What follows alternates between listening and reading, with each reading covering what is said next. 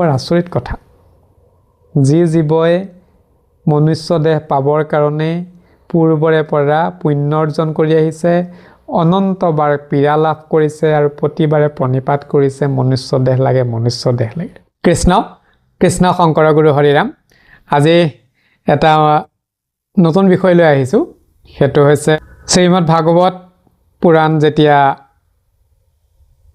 পাঠ বা ব্যাখ্যা বা আলোচনা লৈ অহা হয় তেতিয়া এটা কথা প্ৰথমতে আৰম্ভণিতে কোৱা যায় যে ওম নমঃ ভগৱতে বাসুদেৱায় এই ডাঙৰ 12টা অক্ষৰযুক্ত বা 12টা বৰ্ণযুক্ত এই যিভাগ শ্লোক প্ৰথমতেই স্মৰণত অনা যায় আৰু সেই বিষয়ে আজিলৈকে বিভিন্ন অনুষ্ঠানত আমি সন্মুখীন হৈছিলোঁ আমাক ভকত সমাজে সোধে তাৰ উত্তৰটো যথোপযোগ্যভাৱে তেওঁলোকৰ সন্মুখত ঈশ্বৰৰ কৃপাত প্ৰদান কৰি আহোঁ আজি ভাবিলোঁ যে এই বস্তুটোকে সুধী সমাজৰ কাৰণে শ্ৰদ্ধা সহকাৰে সমৰ্পণ কৰোঁ গতিকে আমি আজি এই আলোচনা ভাগ অকণমান আগবঢ়াবলৈ প্ৰয়াস কৰিম কৃষ্ণ এটা কথা আমাৰ সৰ্বজ্ঞাত যে চতুশ্লোকী ভাগৱত অৰ্থাৎ 4টা শ্লোকেৰেহে ভাগৱত ভাগ নাৰায়ণ প্ৰভুৰ শ্ৰীমুখেৰে ব্ৰহ্মাক আৰু একাদিক্ৰমে ব্ৰহ্মাদেৱে নাৰদক নাৰদে বদৰিকা আশ্ৰমত ব্যাসদেৱক আৰু ব্যাসদেৱে সেই চতুশ্লোকী ভাগৱত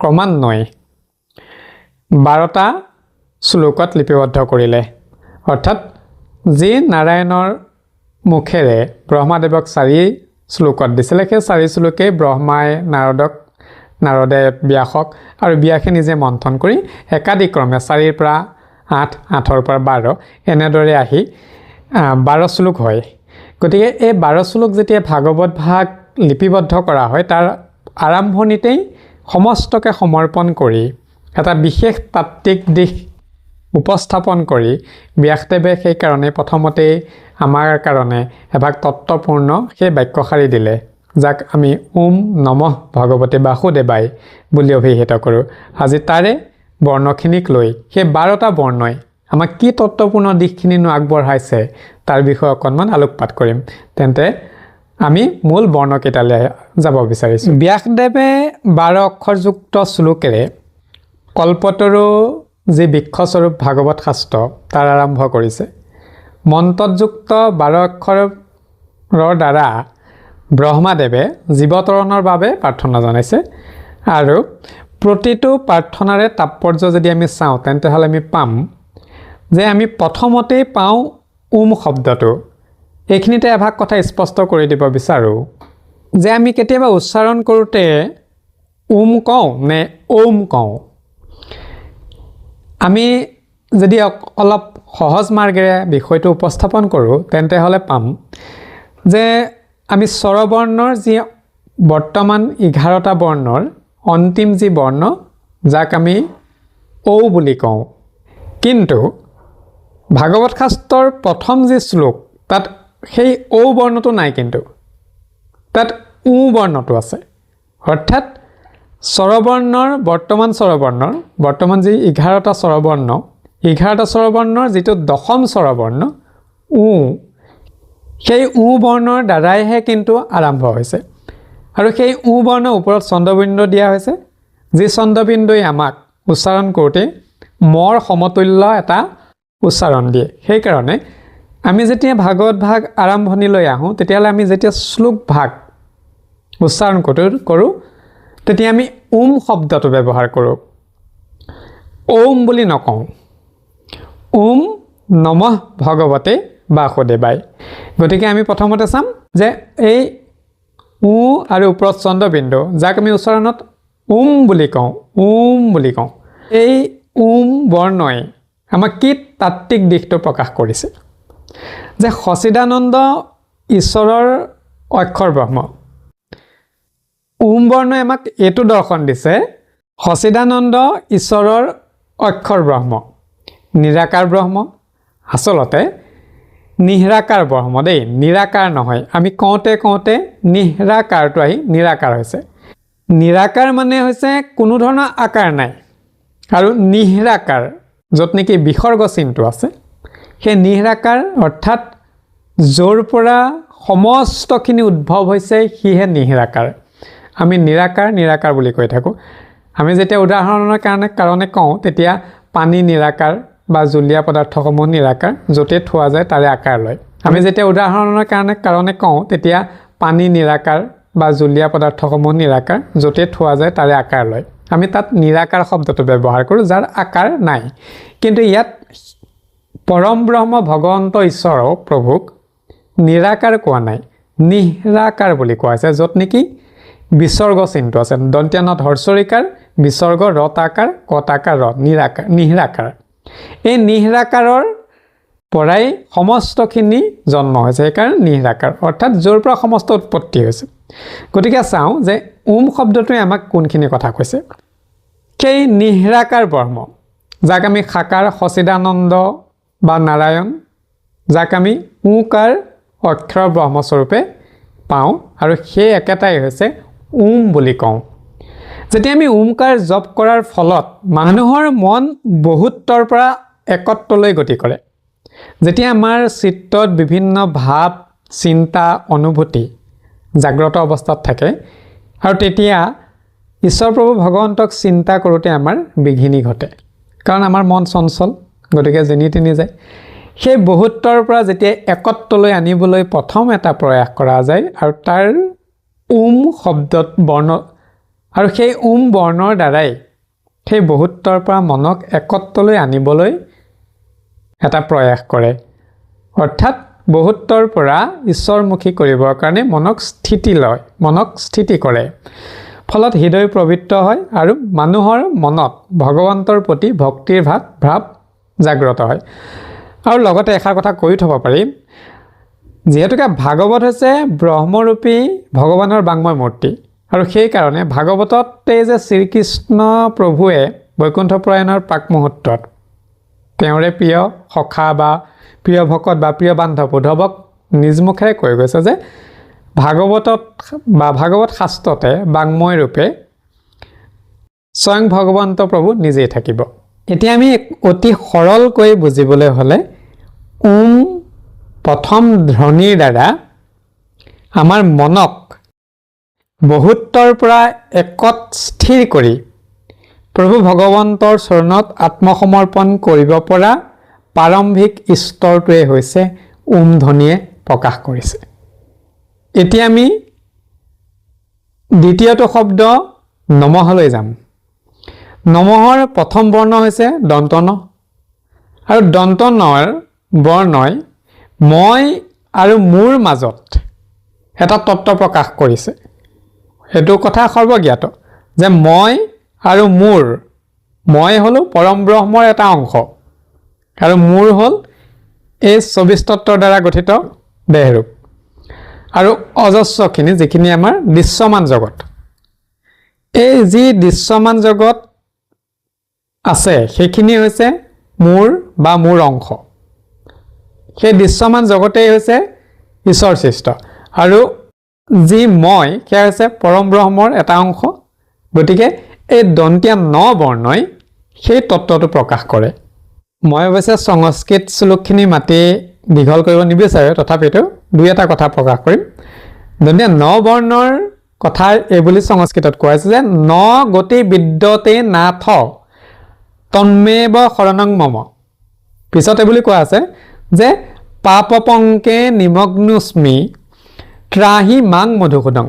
অৰ্থাৎ ইয়াত কোৱা হৈছে যে হে মধুসূদন, অৰ্থাৎ ভগৱন্ত প্ৰভুক কোৱা হৈছে শ্ৰীকৃষ্ণ, হে মধুসূদন, যে তুমি অগতিৰ গতি, আৰু তুমিয়ে জগতৰ একমাত্ৰ প্ৰতি, আৰু তোমাৰ শৰণৰ অবিহনে আমি যি মোহগ্ৰস্ত হৈ আছোঁ, আৰু এই মোহগ্ৰস্ত হৈ পাপত নিমজ্জিত হৈ আছোঁ সংসাৰ চক্ৰৰ মায়াৰ বন্ধনত, তাৰ পৰা হে প্ৰভু মধুসূদন তুমি মোক উদ্ধাৰ কৰা।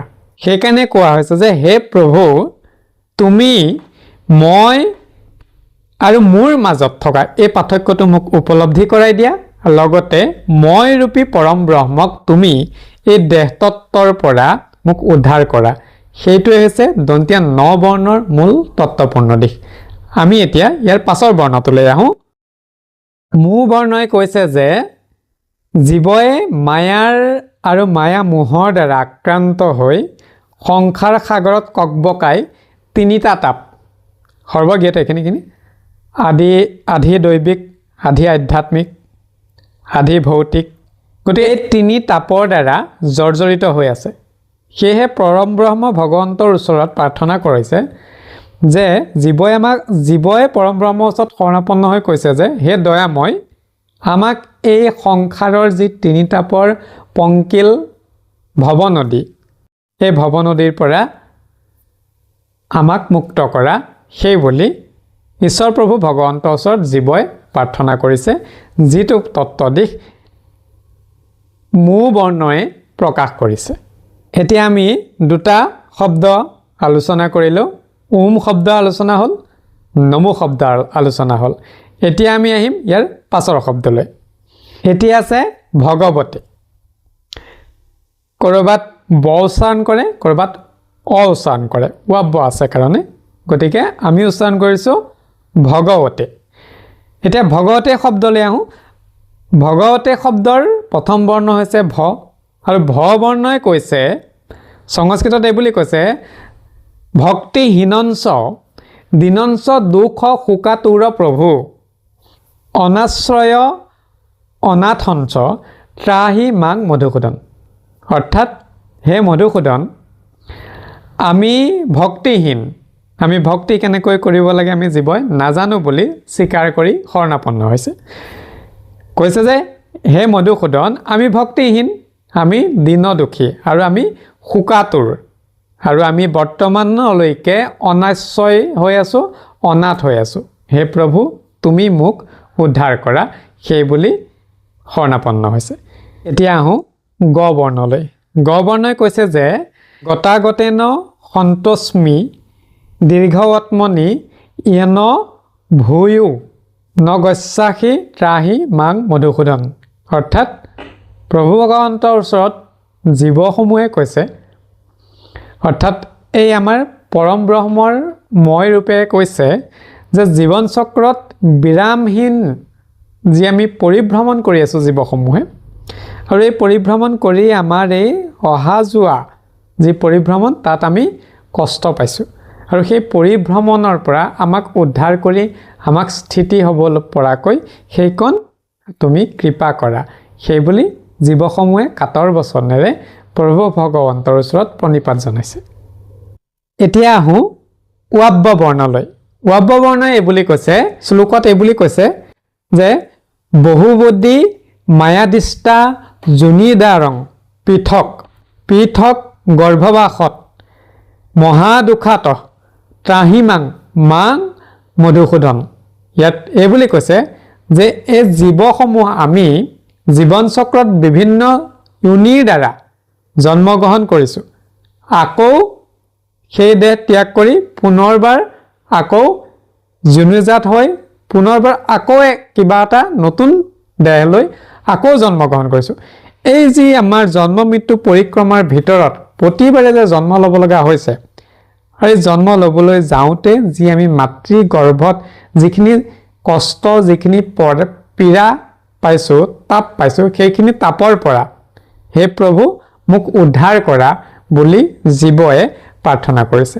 এতিয়া আহোঁ তে বৰ্ণলৈ। দন্তীয়া তৎ একাৰে তে, ভ গ ৱ তে, দন্তীয়া তৎ একাৰ। দন্তীয়া তৎ একাৰে তে এই বৰ্ণই আমাক কৈছে, শ্লোকতে বুলি কৈছে, তেন দেৱ প্ৰপন্ন হস্মি তানাৰ্থ তৎপৰায়ণ। পাছতে বুলি কৈছে যে দুঃখাৰ্ণৱে নিমগ্ন হস্মি ত্ৰাহিমাং মধুসূদন।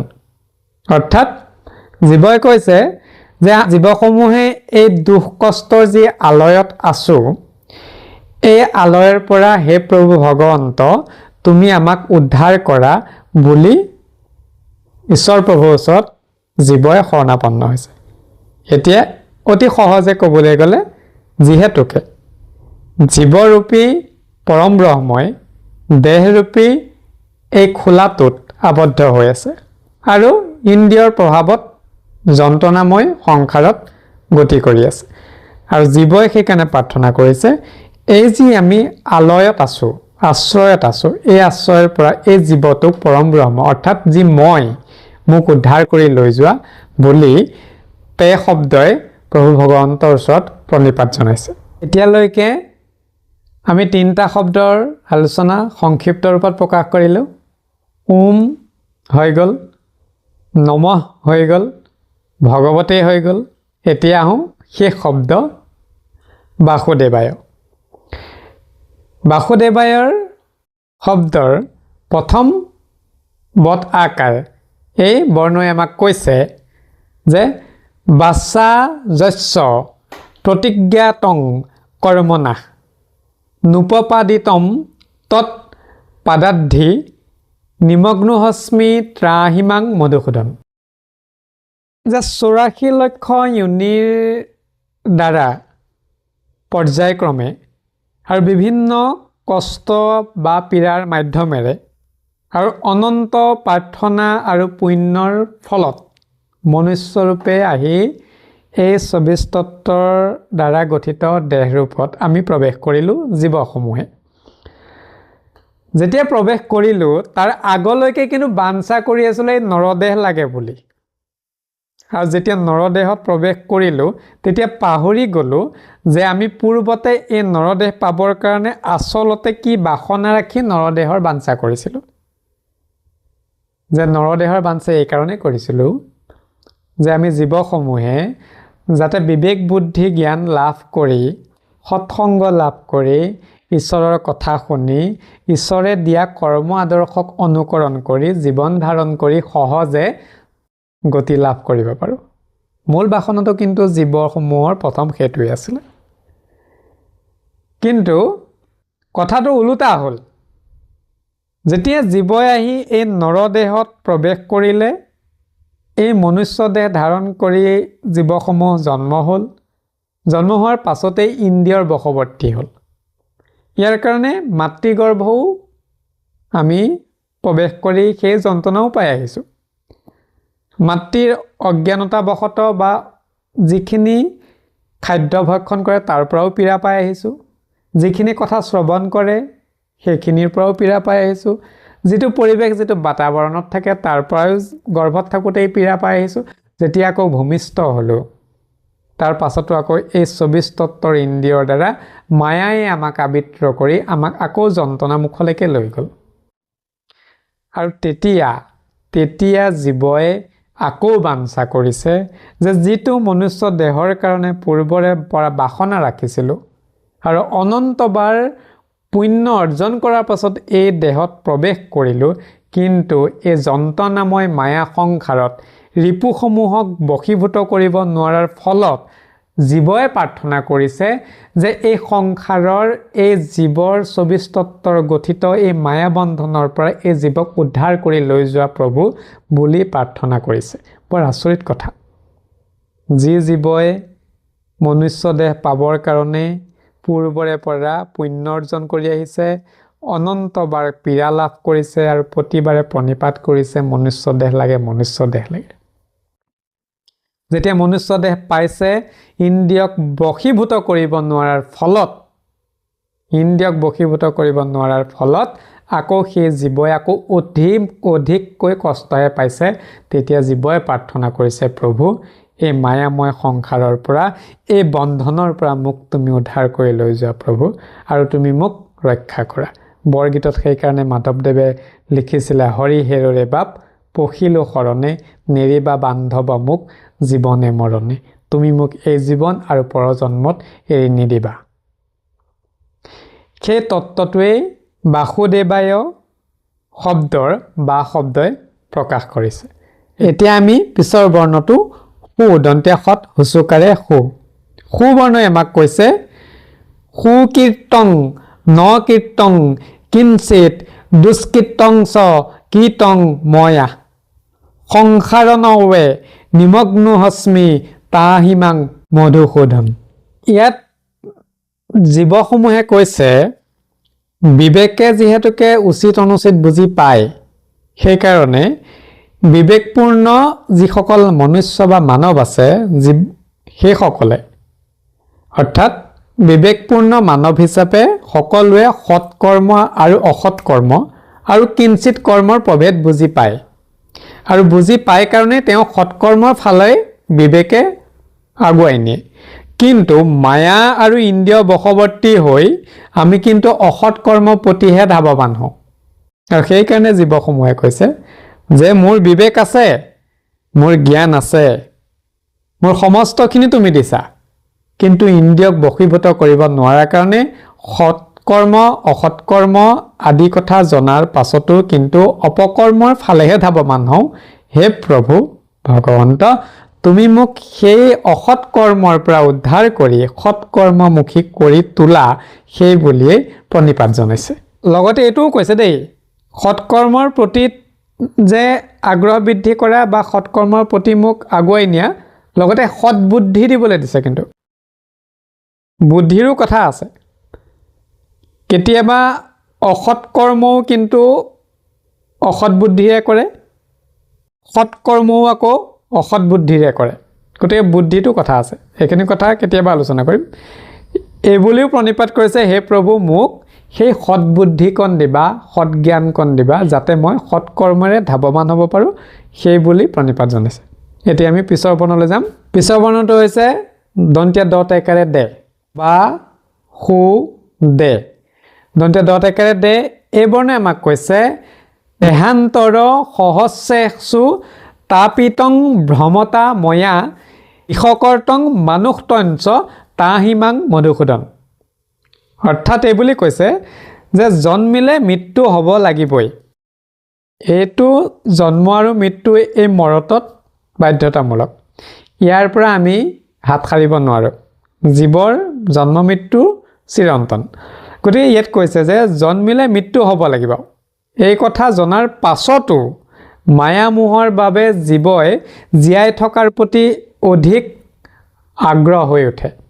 আৰু তাৰ ফলত কৈছে যে এই মায়াৰ মোহৰ বন্ধনত আমি বেছিকৈ সোমাই পৰোঁ। আমি এইটো কথা জানো যে জন্ম হ'লে মৃত্যু হ'বই, তথাপিতো সেই মৃত্যুৰ প্ৰতি কোনো ধৰণৰ সচেতন নোহোৱাকৈ বা মৃত্যু ভয় দূৰ নকৰাকৈ জীৱই মোহৰ মাজত ইন্দ্ৰিয়ৰ বশৱৰ্তী হৈ সোমাই পৰে।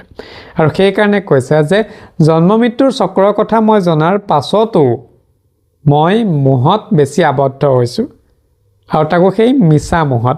গতিকে হে প্ৰভু ভগৱন্ত, তুমি মোক সেই ব্ৰহ্মজ্ঞানকণ দিয়া, আৰু মোক তুমি ইয়াৰ পৰা এই যি মোহৰ পৰা মোহগ্ৰস্ত হৈ আছোঁ, এই মোহগ্ৰস্তৰ পৰা মোক উদ্ধাৰ কৰি তোমাৰ চৰণ চিন্তিবলৈ সেইকণ কৃপা কৰা, সেই বুলি প্ৰণিপাত জনাইছে। ইয়াৰ পিছৰ বৰ্ণলৈ যাওঁ। পিছৰ বৰ্ণ হৈছে বত আকাৰ। এই বৰ্ণই কৈছে যে বাচয়ামি যথোন্মসম প্ৰলপ্ৰামি তৱাগ্ৰক্ত জৰা মৰণ ভীতুহস্মি ত্ৰাহিমাং মধুসূদন। অৰ্থাৎ এই বৰ্ণই কৈছে যে সৃষ্টিৰ যি বিধান আছে, সেই বিধান মতে সংসাৰ চক্ৰত জীৱসমূহে বিচৰণ কৰিবলৈ কাৰণে শৰীৰৰ লগত যুক্ত হ'বই লাগিব। আৰু যেতিয়া শৰীৰৰ লগত যুক্ত হ'ব, তেতিয়া শৰীৰৰ কাৰণে, জীৱটোৰ কাৰণে নহয় দেই, শৰীৰৰ কাৰণে জৰা ব্যাধি মৰণ দুখ কষ্ট পীড়া এই আদিসমূহ লাভ কৰিবই। আৰু এই কষ্ট পীড়া জৰা মৰণ ব্যাধি আদিত পৰি দেহটো পতিত হয়, আৰু এই পতিত হোৱা কাৰণেই জীৱসমূহে কষ্ট পায়। আৰু সেইকাৰণে জীৱই প্ৰাৰ্থনা কৰিছে যে হে মধুসূদন, আমাক এই যি চক্ৰ, দেহ ধাৰণ কৰাৰ যি চক্ৰ পৰিক্ৰমা, এই দেহ ধাৰণ কৰা চক্ৰৰ পৰা তুমি আমাক উদ্ধাৰ কৰা, সেই বুলি জীৱসমূহে এই বৰ্ণৰ দ্বাৰা প্ৰাৰ্থনা কৰিছে। এতিয়া এই শ্লোকভাগৰ অন্তিম যি বৰ্ণ অন্তস্থ য়, অন্তস্থ য়ই কৈছে য়ত দেহি জাতহস্মি স্ত্ৰীজু বা পুৰুষেজু বা দেহি তত্ৰা আচলং ভক্তি ত্ৰাহিমাং মধুসূদন। বৰ ধুনীয়া কথা কৈছে। কৈছে যে সংসাৰ সাগৰত প্ৰতিবাৰে পুনঃ ভাৱ, কেতিয়াবা স্ত্ৰী ৰূপে, কেতিয়াবা পুৰুষ ৰূপে, অৱশ্যে স্ত্ৰী পুৰুষে প্ৰকৃতিৰ স্ত্ৰী পুৰুষেহে দেই, স্ত্ৰী ৰূপে বা কেতিয়াবা পুৰুষ ৰূপে জন্ম হৈ আমি এই সংসাৰত সোমাই পৰোঁ, এই দেহৰ ভিতৰত সোমাই পৰোঁ। জীৱই কৈছে যে এই প্ৰতিবাৰে পুনঃ জাতহস্মি স্ত্ৰীজু বা পুৰুষেষু বা দ্ৰেহি কৈছে নহয় কৈছে যে প্ৰতিবাৰে যি কেতিয়াবা পুৰুষ ৰূপে কেতিয়াবা স্ত্ৰী ৰূপে যে প্ৰতিবাৰে যে জন্মচক্ৰত যে সোমাই যে আছো এই জন্মচক্ৰত সোমাই থকাৰ পৰিৱৰ্তে তুমি আমাক উদ্ধাৰ কৰি লৈ যোৱা জীৱসমূহক সেই বুলি প্ৰণিপাত জনাইছে এতিয়া সামগ্ৰিক ৰূপে যদি ক'বলৈ যোৱা যায় তেতিয়াহ'লে ওম নমঃ ভগৱতে বাসুদেৱায় এই 12 অক্ষৰযুক্ত বা এই 12 বৰ্ণযুক্ত যি সম্পূৰ্ণ 12 অক্ষৰ এই 12 বৰ্ণই আমাক এটা কথাই ক'লে যে জীৱসমূহে কেতিয়াবা পৰম ব্ৰহ্মক চিনি নাপাওঁ কেতিয়াবা মই আৰু মোৰ মাজত পাৰ্থক্য বুজি নাপাওঁ কেতিয়াবা বিবেক থকাৰ পাছতো বিবেকে সৎ মাৰ্গ দেখুৱাৰ পাছতো ইন্দ্ৰিয়ৰ বশৱৰ্তী হৈ কেতিয়াবা ভুল পথেৰে যাওঁ অসৎ কৰ্ম কৰিবলৈ কেতিয়াবা অসৎ বুদ্ধি সৎকৰ্ম কৰিবলৈও কেতিয়াবা অসৎ বুদ্ধি এনেদৰে আমি গতি কৰোঁ গতিকে জীৱসমূহে প্ৰতিবাৰে প্ৰাৰ্থনা কৰিছে হে প্ৰভু ভগৱন্ত তুমি আমাক সেই সৎবুদ্ধিকণ দিয়া তুমি আমাক সেই পৰম ব্ৰহ্ম মই যে ইয়াত সোমাই আছোঁ তোমাৰ অংশস্বৰূপ সেই তত্ত্বটো উপলব্ধি কৰোৱাই দিয়া প্ৰতিবাৰে যে জন্ম মৃত্যু যে চক্ৰত যে সোমাই আছোঁ সেই চক্ৰৰ পৰা মোক উদ্ধাৰ কৰা আৰু প্ৰতিবাৰে যে কষ্টখিনি পাই আছোঁ আধি দৈবিক আধি আধ্যাত্মিক আধি ভৌতিক তিনি তাপৰ দ্বাৰা যে আমি জৰ্জৰিত হৈ আছোঁ তাৰ পৰা উদ্ধাৰ কৰা মাতৃগৰ্ভত প্ৰৱেশ কৰাৰ দিনৰে পৰা অন্তিম চৰণ মৃত্যুৰ অন্তিম ক্ষণলৈকে যে দেহ ৰূপ ধাৰণ কৰাৰ কাৰণে দেহৰ প্ৰভাৱত এই জৰা মৰণ ব্যাধি এইবোৰ কষ্ট যে পাইছোঁ ইয়াৰ পৰা উদ্ধাৰ কৰা এই সমস্তখিনি কথাই ওম নমঃ ভগৱতে বাসুদেৱায় বুলি শ্লোক ভাগেৰে প্ৰকাশ কৰিছে ইয়াৰে আক্ষৰিক আৰু ইয়াৰ এটা আধ্যাত্মিক এটা সংক্ষিপ্ত সাৰ আমি প্ৰকাশ কৰিবলৈ প্ৰয়াস কৰিলোঁ অৱশ্যে এইখিনি কথা কৈ শেষ কৰা বিধৰ নহয় তথাপিতো আমি ইমানতে এই আলোচনা ভাগৰ ইতি পেলাই পুনৰবাৰ বেলেগ এভাগ আলোচনা লৈ আপোনালোকৰ সুধী সমাজৰ সন্মুখত উপস্থিত হ'ম বুলি আজিৰ অনুষ্ঠানৰ পৰা বিদায় লৈছোঁ কৃষ্ণ কৃষ্ণ শংকৰ গুৰু হৰি ৰাম ৰাম